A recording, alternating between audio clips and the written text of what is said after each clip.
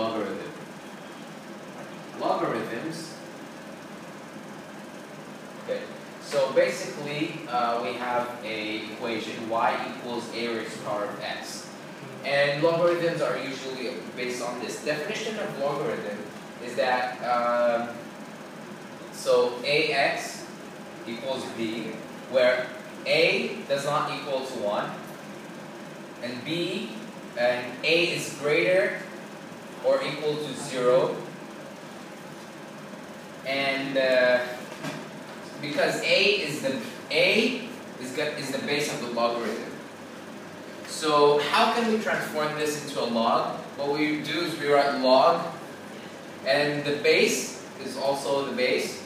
Log of b equals x. So log b to the base of a equals x. And Wendu will come here and explain the properties of logarithm. Thank you. As my partner explained, logarithm is a function of exponents. So let's say we have 2 raised to the power 2 equals to x. We can also write it as log x base 2 equals to x. Basically, if you want to convert it back to exponents, we can use a very simple method. It's just by using like a circle, you go like this. What this means is that 2 is equal to the base power 2, which is equal to x, where x is the answer, 2 is the base, and the second 2 is the power. It's very easy. This is one thing, that's why logarithms and exponents are connected. But I'm going to start off by explaining the properties of logarithms. So let me clean this off. And the first property... Turn it around, Wendu. Sorry. The first property of logarithms I'm going to explain is that when we have log a base a raised to the power x equals to x raised to the power x, the answer is going to be equal to x. Basically, because what this property says is that when you have a base and a power of the same number, or when they are the same, is equal to 1. So what we have is 1 times x, which is equal to x. This power is very easy and can be used. So let's say we have log 25 base 5. What's going to be our answer? Our answer is going to be 2, because we have log 5 raised to the power 2, which gives us base 5. And when this cancels this, it's going to equal to 2. This is a very easy property of exponents. So I'm going to explain the second one. The second property of exponents is, just give me a minute. Yeah, the second property of exponents is when we have any power raised to, when we have any log in 1, the answer is equals to 0. So even if we have log log 1 base 100, our answer is going to be equals to 0, because we cannot have any number raised to power. Any number raised to power 0 is equals to 1. So if we convert, if we turn this around the other way around. Now I'm giving you a very simple equation. Like I said before, if we have log ax equals to 2, we just turn it around, and what this means is that a raised to the power of 2 equals to x. So why any logarithm in the power of 1 is equal to 0 is very easy. Now let's have this log 1 base 100. That's when by the time we convert it, we have 100 in the power of 0 equals to 1. And anything in the power of 0, as we know in properties of exponents, anything in the power of 0, x in the power of 0 is equal to 1. So this is a very easy base, and as we can see, they are both related. Exponents and logarithms are both related. So now I'm going to go to the third power of logarithms, and it states that if we have log x base n, we can also write it as log x. Because once you see a logarithm like this, nobody needs to tell you it's a mathematical. Once any logarithm, even if it's log 0.0005. You know it's very nice in base 10. So if you see log a, what it means that log a base 10. This is a very, very easy rule. And what happens if we see log 10? Log 10. If you see log 10, that means we will now use the application of the first property. So if you have log 10 base 10, as we know in the first property, and when the base and the number of the logarithms are the same, we equate both of them to 1. So simply our answer is going to be 1. Isn't that one of the properties? Yeah, that one I'm just trying to explain to you that we use the first property of logarithms to solve this question, and we can also, and the question might also come like this: log 10, and you might be stunned. What's the answer? No one needs to tell you because there's once the logarithm doesn't have any base, is in base 10, so the answer is 1. It's a very, very easy property. So now we're going to go to the next.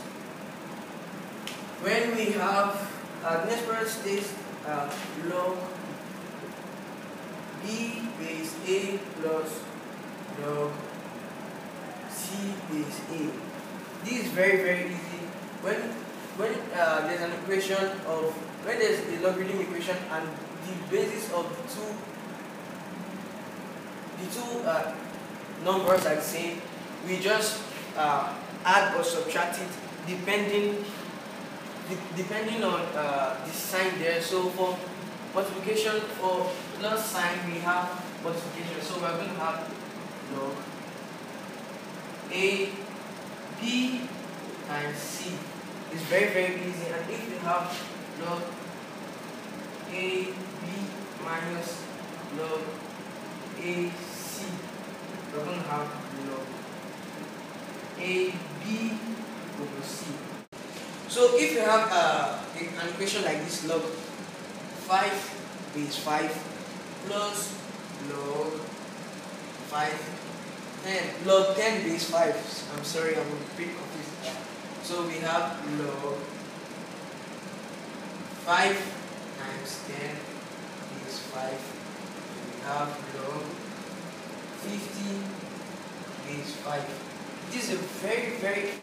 Okay, thank you, Wendu, for explaining the first 7 properties. I'm going to move on to property number 8, which states that if we had an integer, let's call it k, multiplied by log a to the base of b, what we can do is this equals, we basically just take the integer and make it power of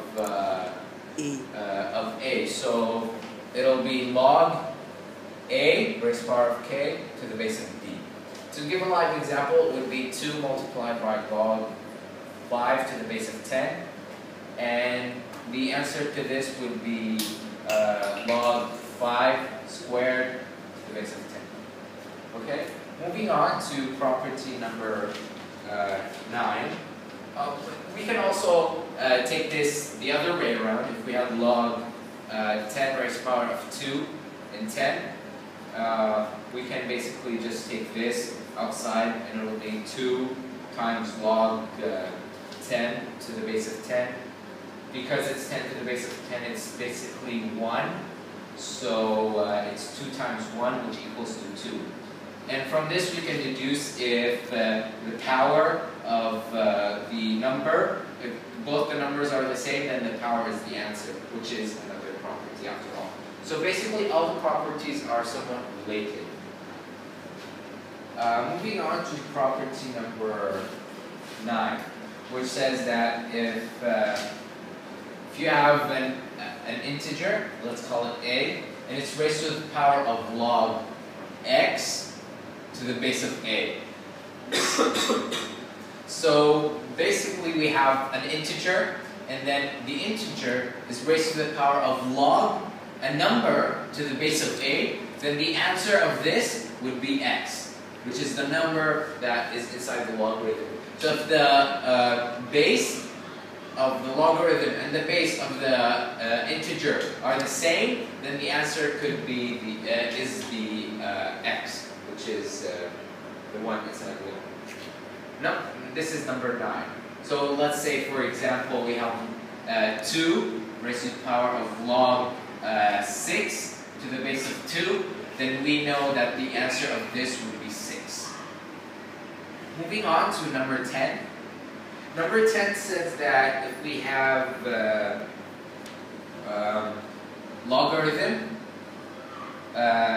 log of b raised to the power of, let's say, k, and then to the base of a raised to the power of, let's say, n, then we can deduce from this, we can take the k out here, we can take the n out here, and what would happen is it would be k divided by n multiplied by log b to the base of a.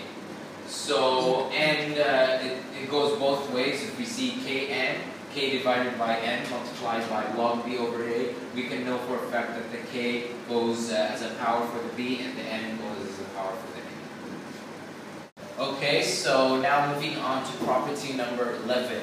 Wow, 11 properties so far. That's a lot. Okay, so property number 11 is a changing base formula. It's one of the most important and easiest properties of them all. I find it particularly helpful.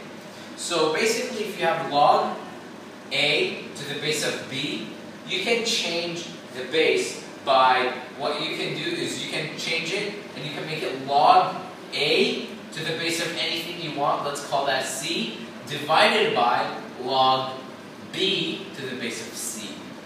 So what we did here is we cut this log a to the base of b into two logs, log a and divided by log b. And we put the whatever base that we want, so let's call that c. And so in this case, this is particularly helpful because when you're dealing with a calculator, the calculator only takes b as 10. So what you can do if you have log 8 to the base of 2, what you can do is make it log 8 to the base of 10 divided by log 2 to the base of 10.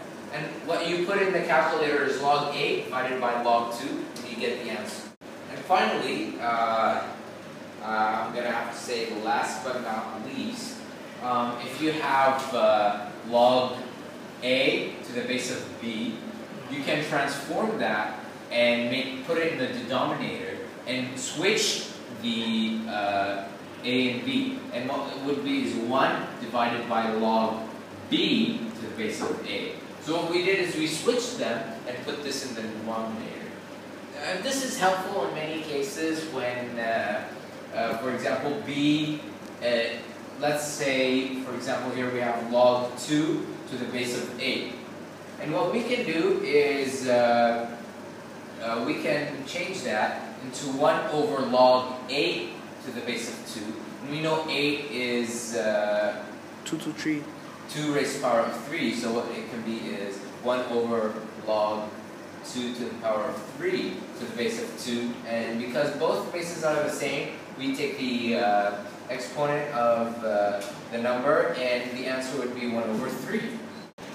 So now I'm going to explain logarithmic equations. So what it says is very, very easy. It helps us to solve equations with algebra. So let's say we have something like y equals to a raised to the power of 3 multiplied by b raised to the power of 2. We can just solve this using log. So we have log y equals to a raised to the power of 3 times b raised to the power of 2 log. So the log multiplies both of them and gives us log y equals to log 8 to the power of 3 plus log b to the power of 2. As I've learned in previous properties, that whenever we have a log with maybe log x, we don't need to be told that this log is in the stem. So for this, the equation has log in the stem, and when we have something like log x times x, we don't need to be told that it's log x plus log x, and so on and so forth. So let me continue to solve this. So now I have log y equals to 3 log a plus 2 times log b.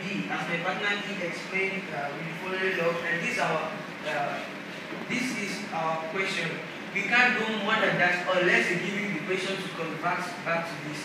It can only go two ways. Either you convert this to this, or you convert this to that. So it's very, very easy. Let me give another example.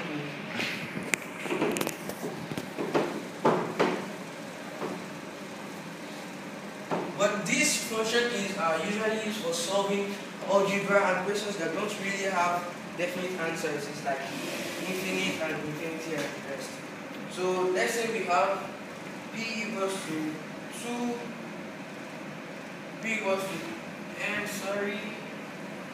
raised to the power of 2 over n raised to the power of minus half. So it's very, very easy. Now let me solve this. So we have log p, and we know log n to the power of 2 n to the power of half. So we continue log p equals to log. As we know, in the seventh property of excellence, when we have minus between two numbers which are in front of the log, we divide them by each other. But in this case, we have division, so we have to convert the minus to division, or if it's on the y case, division to minus. So we have m squared minus log n raised to the power of half. So we have log p equals to 2 log m minus half times log n. So now that we have this, what we can also use this as our answer, or if you might want to give your answer without log, you can continue from here like this. Log p equals to log m. We have n to the power of 2. It's very, very m to the power of 1, the square root of m to the power of 1. And by the time we have this, we can say p equals to n to the power of 1. This is our answer. It's either they are giving you to find your, they are asked to find your answer in log, or they are asked to find your answer in this. So this function is very, very useful. It can be used to solve questions with algebra. That's like where the function really is. Yes. I'm sorry I forgot to put m squared here. So now I'm just going to put it, but it doesn't change the answer because this is really algebra. We can't really divide or multiply anything. So let's continue. Now I'm going to solve a proper equation of logarithms. Let's say we have log k equals to minus log is 2 plus 2. So what we have here is very easy. What I'm going to say is log k, and since we have been told that if we have any multiplication in front of the log, we're going to take that as a power. As we know, there's an invisible one here, so what we have is log 2 to the power minus 1 plus 2, and we can also convert log 2 to the. We can also convert this to an integer to logarithm. Yeah, to logarithm. So if we have log k equals to log 2 minus 1, we can have 100. 100, yeah.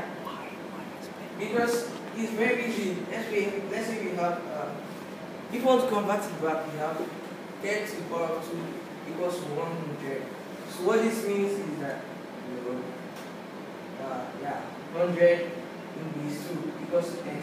So which power of n is going to be 100? 100 is 2. So this is a very, very easy thing you can figure out on your own. So we have log k equals to, he's going to give us half times 100. We all know why it's half, right? Because by this, using our properties of exponents, when we have a negative number like minus 2, minus, let's see, minus 2, we have 1 over 2, 2, 2. So we swap it so that this negative number can be taken out. So we have log k equals to 50. And we remove the base, we remove the log because both sides carry log 10 and this 10. So simply k equals to 50. Thank you. Now, last but not least, we get to natural, before graphing logarithm, we get to natural logarithm. What is natural logarithm? Basically, it is logarithm with natural numbers, like e. E is a natural number. And so what we do is, so let's say e raised power of x equals y. Okay? And to make it a log, we can write log x to the base of log y to the base of e equals x. And this is a log, and because it's a natural number, they have given it a term. So instead of writing log, just like log x, we all know that it is to the base of 10. Anytime we see ln y equals x, we know that it is log y to the base of e. So whenever we see ln, a variable, we know that it is logarithm to the base of e. So basically this is natural logarithm. So for example, if we see ln e, the answer to that is 1. Why is the answer to that 1? Because we know ln e is equal to logarithm e to the base of e. We know if a to the base of a, then the answer would be 1. So this is the natural logarithmic terms. Thank you. Excuse me, please. Is this a function or is just an expression? It's the same as logarithm. It's just a different way to write logarithm for natural numbers. It is the exact same of a logarithm. It's just like you can say 1, or you could say log 10. Because we all know log 10 is 1. Just, we can say log x to the base of e. We can just say ln x. It's just a different way of writing it. That's for e natural logarithm. Thank you.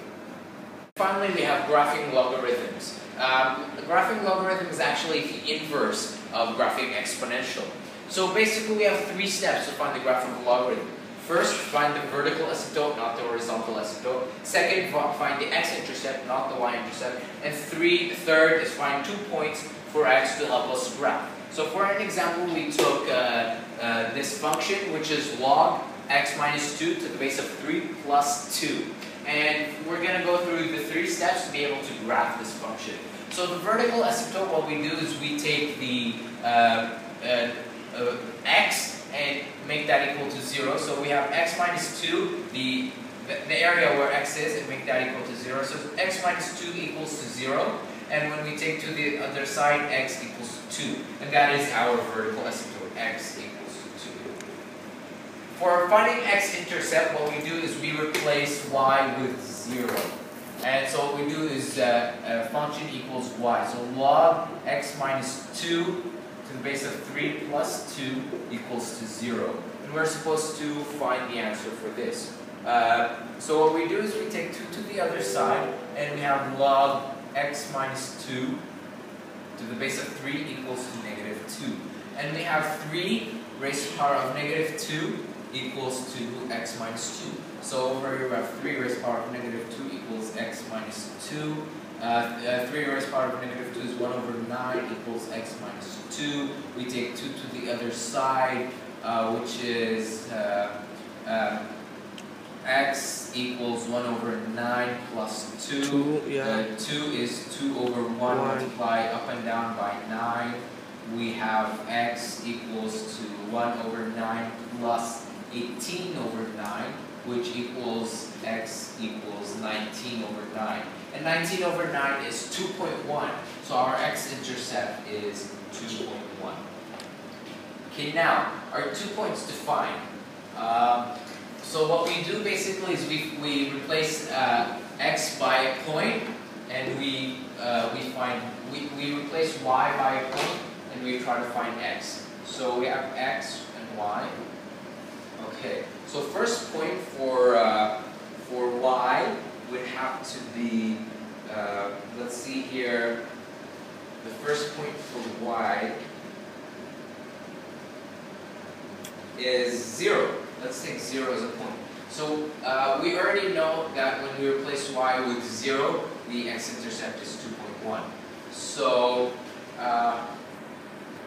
that's our first point, the point where x intercepts y. And now let's take the second point, which is, let's say, let's take y as 3. Okay? So log of x minus 2 to the base of 3 plus 2 is equal to 3. Okay? And we take 2 to the other side, log x minus 2 to the base of 3 is equal to 1. We make the 3 raised to the power of 1 equal x minus 2. We take 2 to the other side, which is 5, so x equals to 5. And here is our first point. So now that we have 2 points, we can graph the function. It is always better to have 3 points because it will help you shape the graph easier. So we're actually going to go for 3 points for y4. Okay, so if y equals to 4, then log x minus 2 to the base of 3 equals to plus 2. Plus 2 is equal to 4. We take 2 to the other side. It'll be log x minus 2 to the base of 3 is equals to 4 minus 2, which is 2. And we use the circle, and it'll be 3 squared equals to x minus 2. 3 squared is 9 equals x minus 2. We take negative 2 to the other side. It'll be x equals 7. And now we have our 3 points. We will graph the logarithmic function. So we're going to draw a tall graph. You should use small numbers, not large numbers like the points we use. You should go with 1, 2, and 3, but we use 3 and 4. So first of all, we plot the graph. 1, 2, 3, 4, 5, 6, 7, 1, 2, 3, 4, 5, 6, and 7. So first of all, we draw the vertical asymptote, which is on 2. So we draw a dotted line on 2 to indicate this is the horizontal asymptote. The graph of the logarithmic function should not touch. It should come very, very close, but it will not touch. And we start by the x-intercept is when is 2.1, really close. And this is where it comes very close. Our first point is if y is 3, x is 5.